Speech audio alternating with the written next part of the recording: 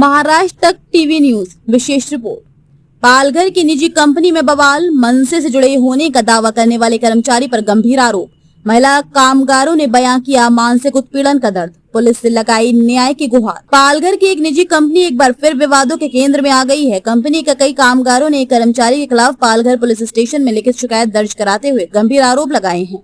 शिकायतकर्ताओं का दावा है कि संबंधित व्यक्ति स्वयं को महाराष्ट्र नवनिर्माण कामगार सेना मनसे से जुड़ा हुआ बताता है और लंबे समय से कर्मचारियों पर मानसिक दबाव बनाकर उन्हें प्रताड़ित कर रहा है। पुलिस को सौंपे गए शिकायत पत्र के अनुसार संबंधित कर्मचारी पर कामगारों को धमकाने, भय का वातावरण बनाने और मानसिक रूप से परेशान करने के आरोप लगाए गए हैं।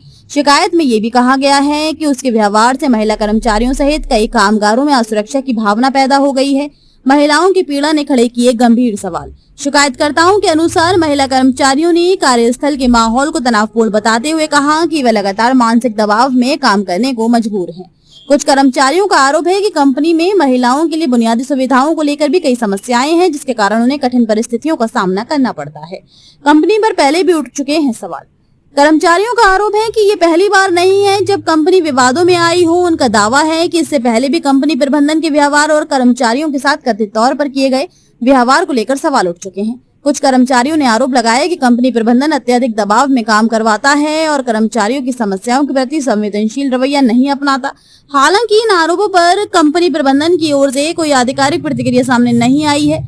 एचआर विभाग को भी दी गई थी जानकारी। कामगारों का कहना है कि पूरे मामले की जानकारी कंपनी के एचआर विभाग को भी कई बार दी गई थी, लेकिन कोई प्रभावी समाधान नहीं निकला। इसके बाद कर्मचारियों ने सामूहिक रूप से पुलिस प्रशासन से हस्तक्षेप की मांग की है। कामगारों की प्रमुख मांगे: मामले की निष्पक्ष एवं तत्काल जांच की जाए, मानसिक उत्पीड़न और धमकी के आरोपों की गंभीरता से पड़ताल हो, महिला कर्मचारियों की सुरक्षा सुनिश्चित की जाए, दोषी पाए जाने पर कठोर कानूनी कार्यवाही की जाए, कार्यस्थल पर भय और दबाव का माहौल समाप्त किया जाए। सबसे बड़ा सवाल, क्या कर्मचारियों द्वारा लगाए गए आरोप जांच में सही साबित होंगे?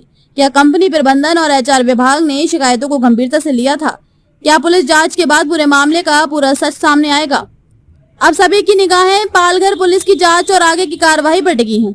यदि आरोप सही पाए जाते हैं तो ये मामला केवल एक कर्मचारी तक सीमित नहीं रहेगा, बल्कि कार्यस्थल पर कर्मचारियों के अधिकारों और सुरक्षा से जुड़ा बड़ा मुद्दा बन सकता है। महाराष्ट्र तक टीवी न्यूज इस संवेदनशील मामले पर लगातार नजर बनाए हुए है और महत्वपूर्ण अपडेट आप तक पहुंचाता रहेगा। मस्तांग कंपनीमध्ये आमची महाराष्ट्र नवनिर्माण सेनेची कामगार संघटना लागलेली आहे, पण त्या मस्तांग कंपनीमध्ये आमचे जे कामगार आहेत त्यांच्यावरती वेगवेगळ्या प्रकारचा त्यांना त्रास दिला जातोय, त्यांना मानसिक त्रास दिला जातोय आणि ती तक्रार आमच्याकडे वारंवार येत असताना आम्ही त्यांची तक्रार पोलीस स्टेशनला केलेली आहे। तसेच आम्ही महिला आयोगाकडे सुद्धा लेटर दिलेलं आहे, तरी सुद्धा आम्हाला त्यावर योग्य ती दखल किंवा योग्य ती कारवाई केलेली दिसत नाही। त्यापुढे आम्ही आता एसपी साहेबांकडे जाऊन त्यांची भेट घ्यायचं ठरवलेलं आहे। काही महिला आहेत त्या सुद्धा त्यांच्या समस्या मांडतील। मॅडम, काय आपल्या समस्या आहे? आम्ही मस्तांग कंपनीमध्ये काम करतोय गेल्या 4-5 वर्ष, काही 15 वर्ष पण झालेली आहे तिथे, तरीसुद्धा ती मॅडमची मनमानी चालू आहे। आम्ही पगाराविषयी पण बोललेले आहेत, पण 4 वर्ष झाले आम्हाला पगार पण वाढ आणि तिथल्या सुपरवायझर लोकांची खूपच घाणेरडे वर्ड्स आम्ही सहन करतात। आज त्या लेडीजच्या शरीरावरून कमेंट्स पास करतात, तरीसुद्धा आम्ही तिथल्या मॅडमला बोललेले आहेत, तरीसुद्धा त्या मॅडमने काही केलं नाही किंवा त्याला हटवलेलं सुद्धा नाही। अशा कारवाई ते कोणत्याच सहन करत नाही। आपण ज्या कंपनीच्या विरोधात जात आहेत त्या कंपनीचं नाव पहिलं सांगा आपल्याला। मस्तांग एंटरप्राइज। त्या कंपनीचं ओनर कोण आहे? नाज मॅडम। ओके, आणि त्याच्यानंतर जो तुमच्यावर जो अत्याचार होत आहे, जो व्यक्ती करत आहे, त्याचंही नाव तुम्ही याच्यात सांगून द्या। जतीन पाटील। अच्छा, आता पुढे बोला तुमच्या काय जतीन अडचण? पाटील आहे। हा सतत त्रास तुम्हाला किती दिवसापासून आहे? बऱ्याच वर्षापासून आहे आणि तो सर मारण्याची धमकी पण त्यांनी दिलेली आहे। डायरेक्ट समोरासमोर बोलतो मला की तुला मी उडवून देईन असं। अच्छा, आणि मी प्रेग्नेंट असताना पण त्याने मला खूप त्रास दिलेला आहे आणि तो प्रेग्नेंट असताना एवढं पण तो बोललेला आहे की आपल्या मागच्या बाजूचा पण तो हे करतो की कमेंट्स मारतो त्याच्यावर की निरीक्षण करतो की तुला मुलगा होईल की मुलगी होईल, असा निर्लज्ज माणूस आहे तो जतीन पाटील। आणि जतीन पाटील आहे ना, तो कमेंट्स म्हणजे बायका प्रेग्नेंट असल्यावर असो या कोणीही असो इझिली एकदम बोलतोय। त्याची इतकी मनमानी आहे का त्याला असं वाटते की मी एवढं बोलतोय, मी काहीही करतोय, माझ्यावर काहीच कारवाई नाही होत, म्हणजे तो बिंदास फिरत आहे आज।